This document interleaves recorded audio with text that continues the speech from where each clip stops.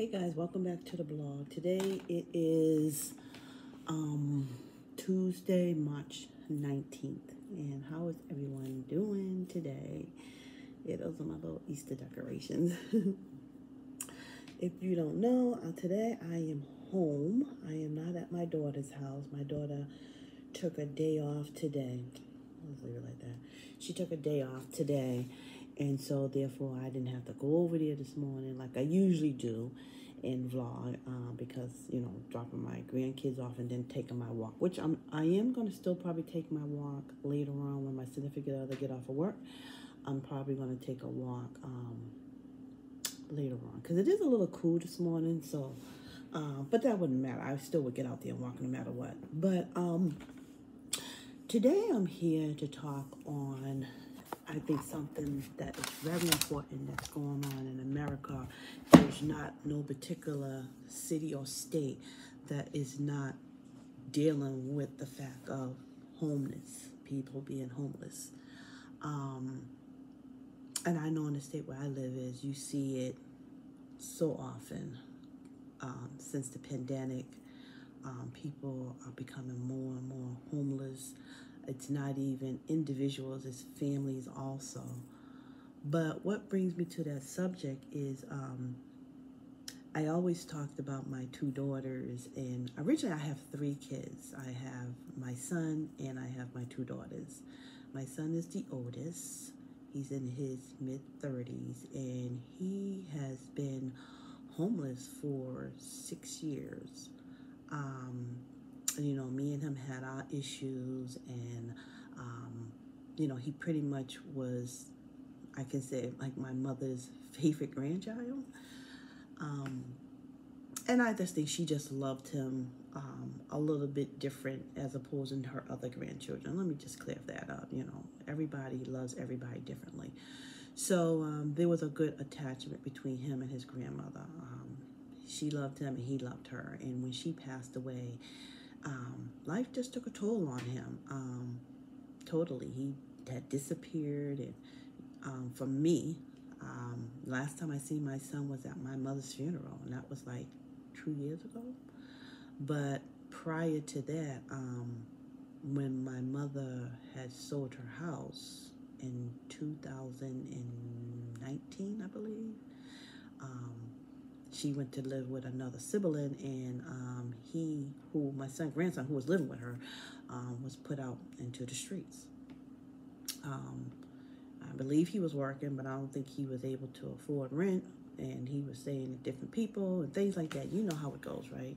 Became homeless. So I always think about, during the last time I seen my son, which was 2 years ago, I always thought about him. I prayed that one day I would hear from him. And I did hear from him like maybe in 2021 when I moved into my new apartment.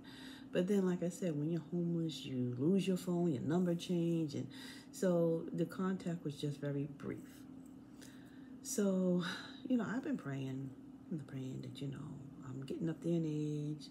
You don't know, I'm 59, I'll be turning 60, but he's my only son, and I just wanted to make sure that he was okay. Rather I see him or somebody else seeing him, I just wanted to hear that he was doing okay, or even he was just alive, put it that way.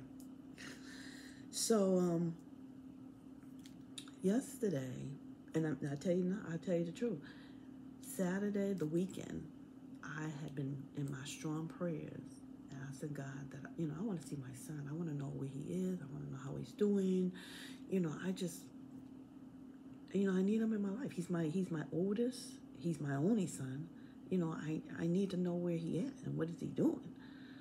So yesterday, which was Monday, I had just got finished doing everything I was doing. I had vlogged and everything. And came back to my daughter's house like I usually do, because after 12 I shut down before it's time for me to get my granddaughter. It's irritating me. And I got this call from my sister. And usually my two youngest sisters, we usually be texting to each other throughout the day. But she wound up calling me, and I'm like,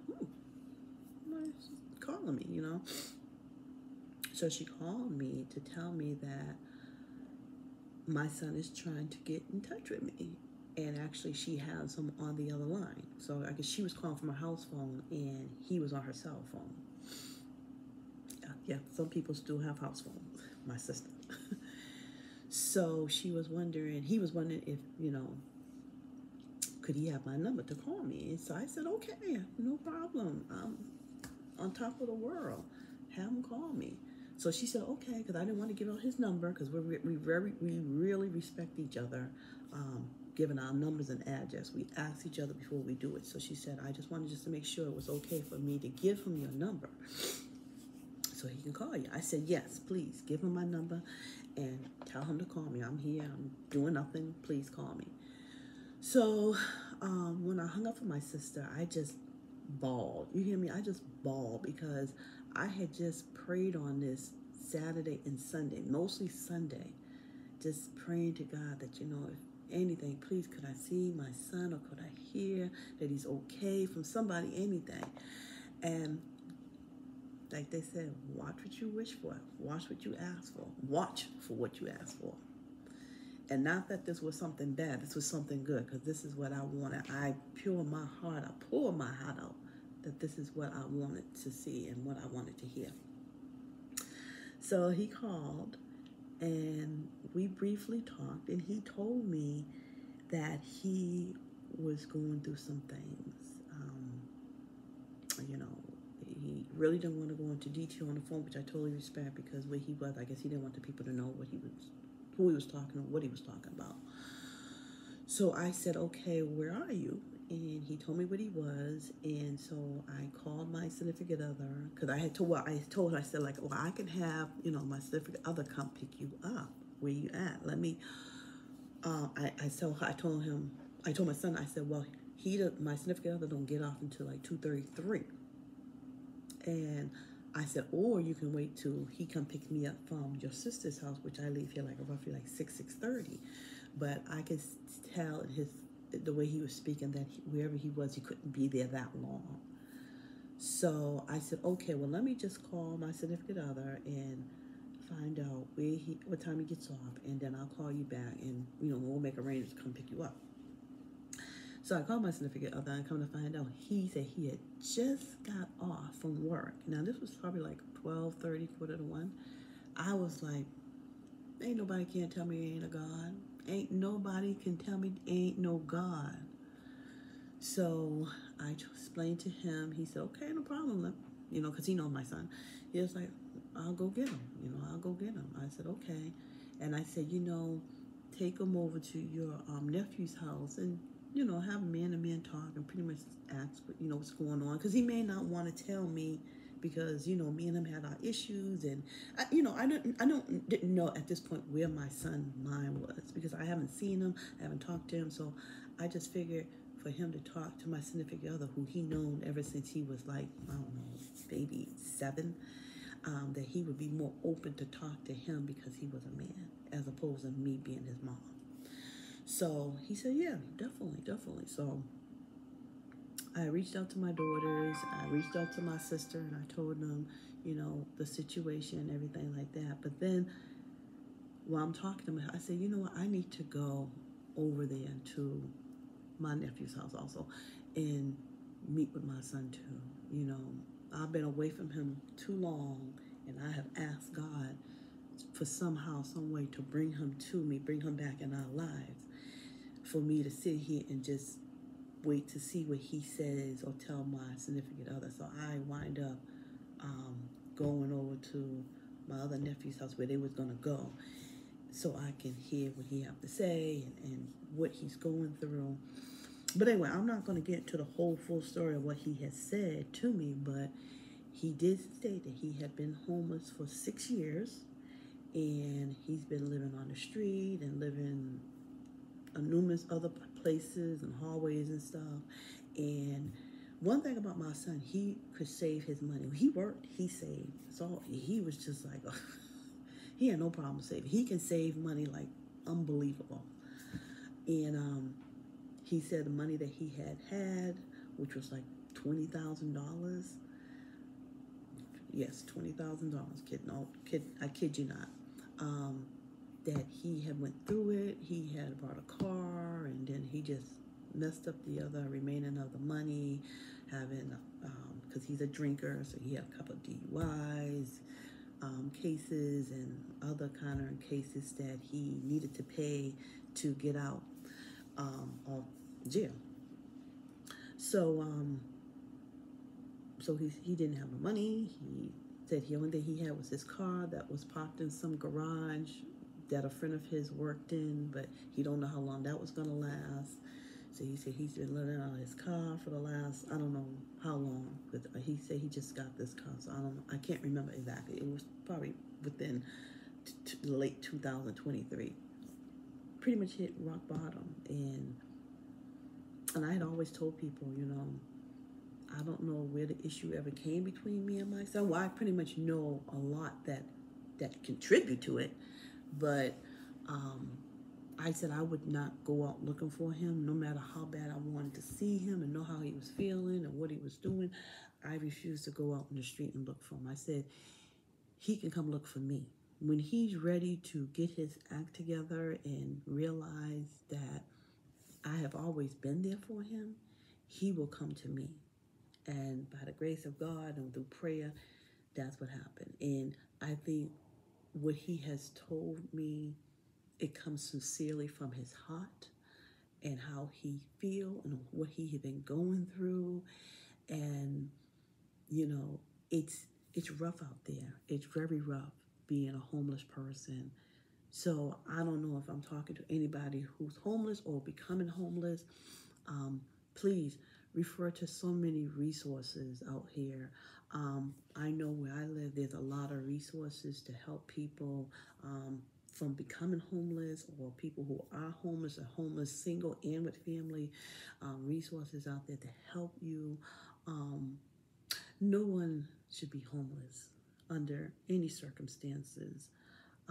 We all get our backs against the wall. I was a homeless person. I was a homeless person, but I was determined that this was not going to be the beginning nor the end of my story. So I did what I had to do to get me where I am today. Explained to my son, who has no kids, has no girlfriend, has no wife. I'm like, you can pretty much have and do whatever you want, but you choose to be homeless and hungry, and I don't know if that's a choice to be homeless, or you're just driven into that awkward position due to your lack of, I don't know I don't know what to call it. I'm not going to even label it. But anyway, so right now he's living with me, and he's trying to get all his cases clear, which is good. That's where he is right now. And he's waiting on a job. Hopefully that comes through, but if not, God got another one waiting for him. So that's good. And like he said, he wants to get a room, which is perfectly fine. He doesn't need a big apartment or a studio. A room could be, if that's what he feel comfortable in, then that's better than sleeping on some park bench or in somebody's hallway or on somebody's couch for a minute. Because like I said, with that $20,000 you had all the friends in the world. When that $20,000 was gone, they left too. And they told you, I'll see you later. Have a good life. So so again, if anybody is going through some hard times, reach out to your social services, any kind of resource out there, community services. Reach out to them. They can guide you to places that can help you, which that's something that my son never did. He never wanted to initially have that name of being homeless or running into somebody that he know or I know that his situation. That's what I feel. That's why he never reached out to nobody, and that's why he was like sleeping when he was sleeping and doing whatever he's doing. But I hope this story has touched somebody, And hopefully he'll want to come on and tell you all more in detail himself. Because sometimes people need to hear it from the individual themselves about, what they went through. Okay, guys, talk to you later.